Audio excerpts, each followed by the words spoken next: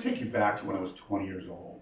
I was knocking on doors in neighborhoods around a gas station, selling these little $20 maintenance packages, oil changes, tire rotations, that kind of thing.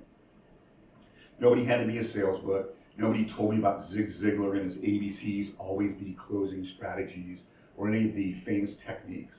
I just watched the other guys who had been doing it long. And I noticed something. They lied. Not big dramatic lies, just small comfortable ones. Little exaggerations. Things that made the sale easier in the moment. And I watched what happened after. The customer would feel something was off even if they couldn't name it. The door wouldn't open quite as wide the second time we came around. And over time, the reputation of what we were doing traveled quietly down the street before we even got there.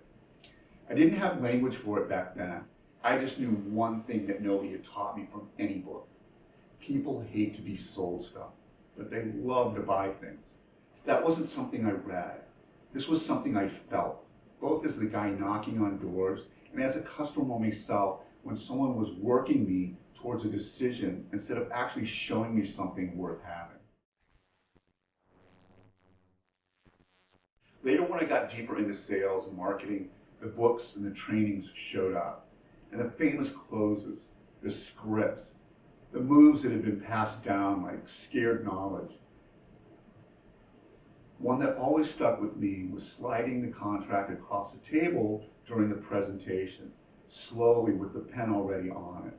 The idea was that the physical weight of it would actually somehow find its way into the person's hand, like the body could be maneuvered into a decision the mind hadn't finished making yet.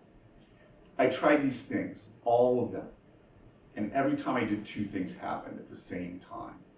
My numbers went down, and I felt worse about what I was doing. Not just a little worse. I felt like I was participating in something that didn't sit right in my body. And the more I tried to follow the techniques, the more that feeling grew. At the time, I didn't have a name for it.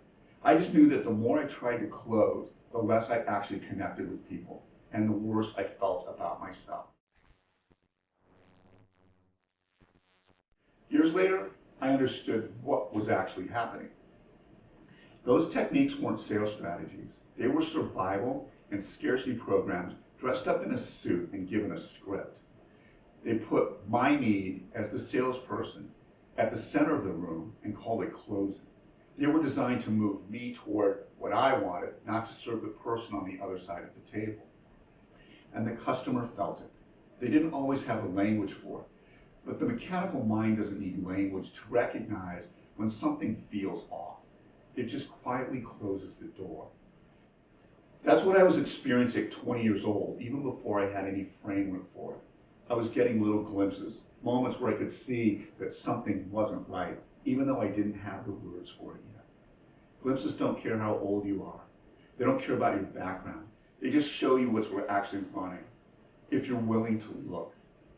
Here's what I want you to understand. Those old school techniques didn't disappear. They just got much more sophisticated, much harder to see, and much more efficient at bypassing someone's natural defenses. In the next video, I'm going to show you exactly how that looks today, including one of the most common modern techniques being used in marketing right now. And I'll explain what it actually is, because a lot of people don't have a name for it yet. If this landed with you, that feeling of knowing something was off, even when you couldn't explain why, then stay with me for part 2. Because once you can see how manipulation actually works, you can choose something different.